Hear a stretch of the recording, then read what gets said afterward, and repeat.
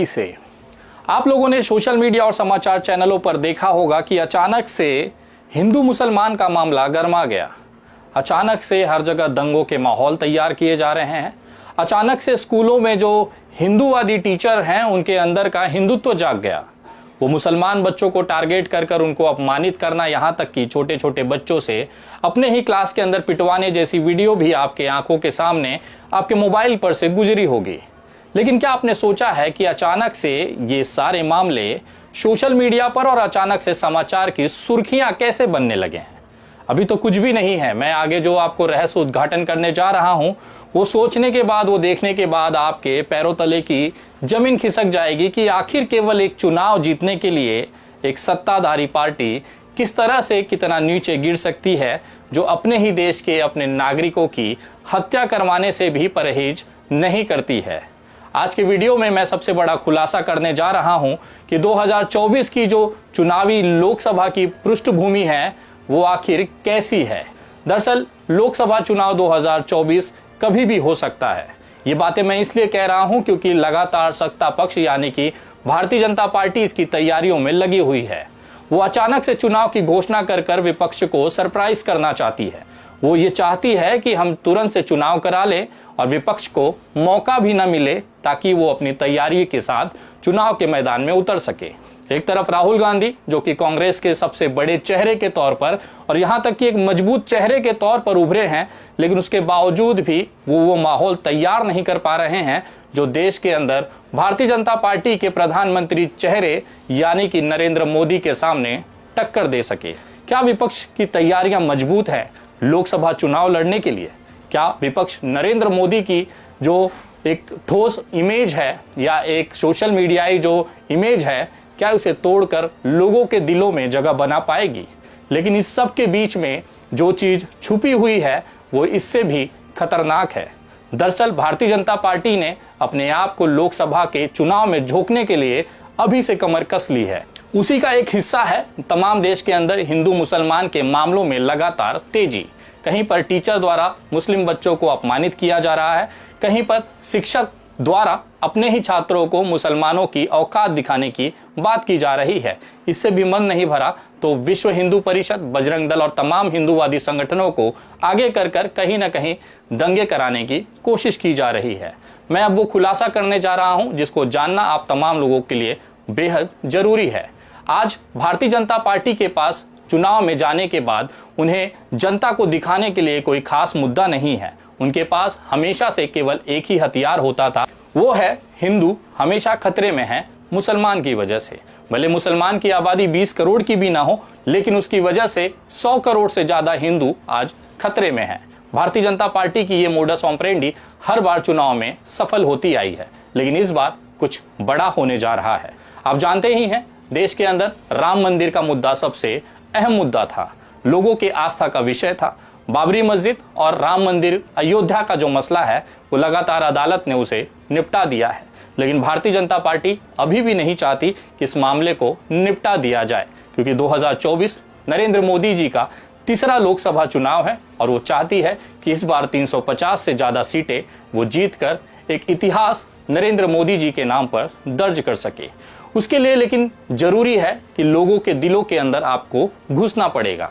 Bharatiya Janata party ने अपने 9 साल के कार्यकाल में ऐसा कोई विशाल कार्य नहीं किया है जिसकी वजह से जनता उसे वोट दे, तो बचता है केवल एक विकल्प, वो है सनातन और हिंदू धर्म के कंधे पर बंदूक रखकर हिंदू समाज का शिकार करना। दरअसल ये शिकार मुसलमानों का नहीं, भारतीय जनता पार्टी हमेशा से हिंदुओं का ही करते आई है।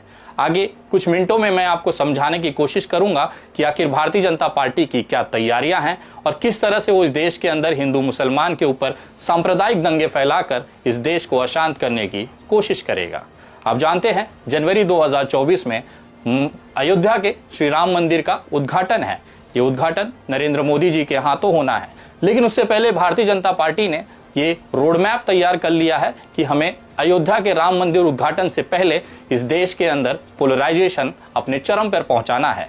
इसी के लिए विश्व हिंदू परिषद, बजरंग दल, आरएसएस और भारतीय जनता पार्टी ने एक संयुक्त बैठक की जिसमें यह तय किया गया है कि जैसे ही राम मंदिर की घोषणा की जाएगी, उद्घाटन की घोषणा हो जाएगी, उसके बाद पूरे देश से श्री राम मंदिर के नाम पर शोभा यात्राएं निकाले जाएंगी।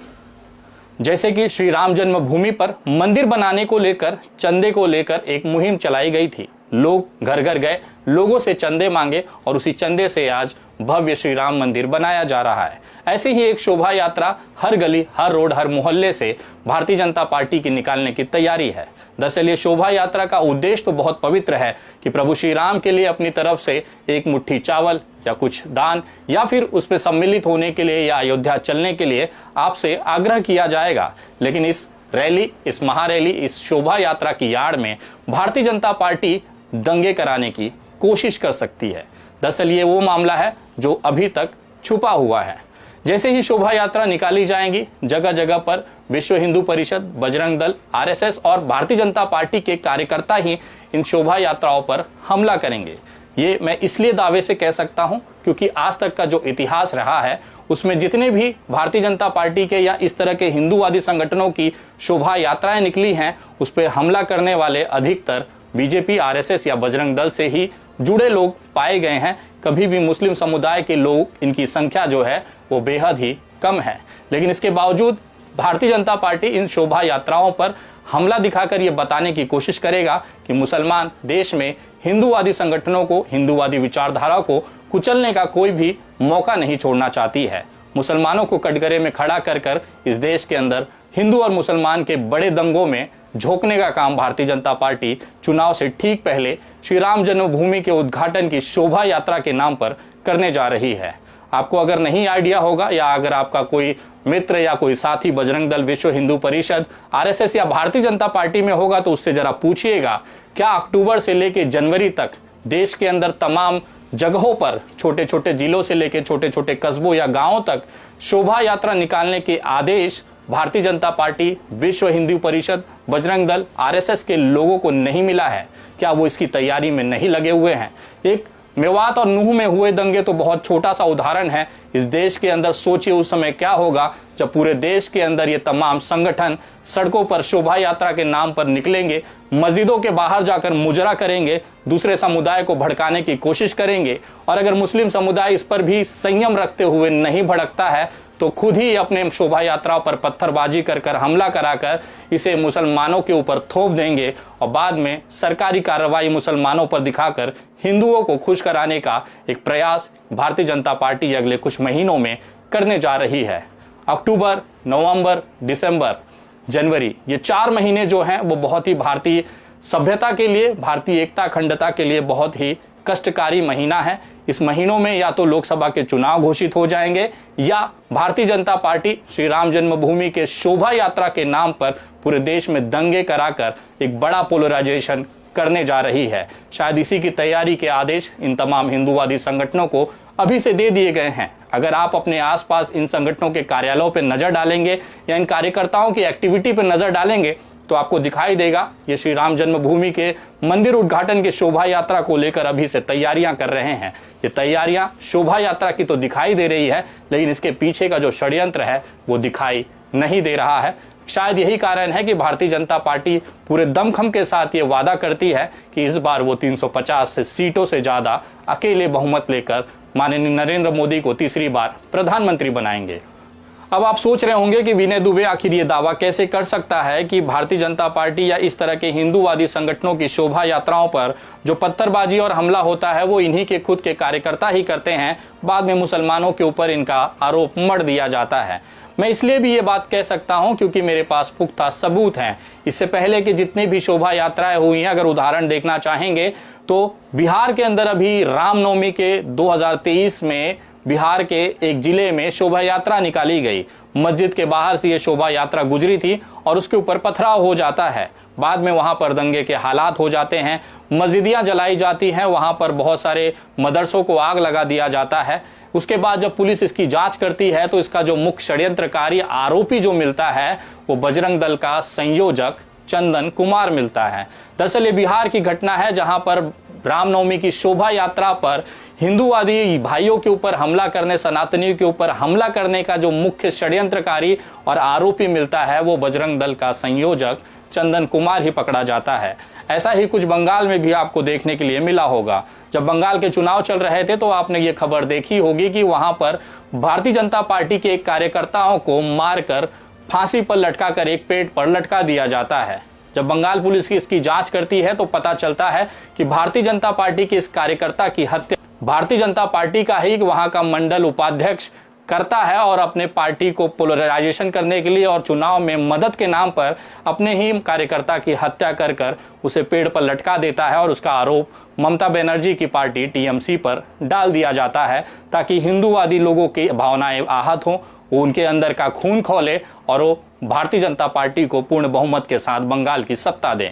सोचिए, जो पार्टी का कार्यकर्ता, जो संगठन अपने ही कार्यकर्ताओं की हत्या केवल वोट पाने के लिए कर सकता है, सोचिए पूरे देश में जब राम जन्मभूमि के अयोध्या मंदिर के उद्घाटन के नाम पर जब शोभा यात्राएं निकाली जाएंगी तो उसमें अगर आपके परिवार के कोई सदस्य, कोई लड़का अगर उस शोभा यात्रा की एक उसमें शामिल होता है और उसके साथ कुछ अनहोनी घटना हो जाती है तो आप इसका जिम्मेदार केवल मुसलमान को ही मानेंगे।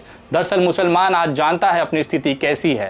दरअसल मुसलमान को ये पता है कि भारतीय जनता पार्टी के शासन में अगर वो छींक भी दे तो उसको जेल हो जाती है। सोचिए, ऐसे माहौल में भी वो मस्जिदों के बाहर से पत्थर मारना, हिंदू भाइयों के ऊपर हमला करना या उसकी हत्या करने का वो सोच भी कैसे सकते हैं। उस माहौल में जब हर एक छींक पर ही बुलडोजर चल जाता है और मुसलमानों के घर ध्वस्त कर दिए जाते हैं, ऐसे डर वाले माहौल में कोई मुसलमान कैसे हिम्मत कर सकता है कि हिंदुओं की शोभा यात्रा पर पत्थरबाजी हो जाए।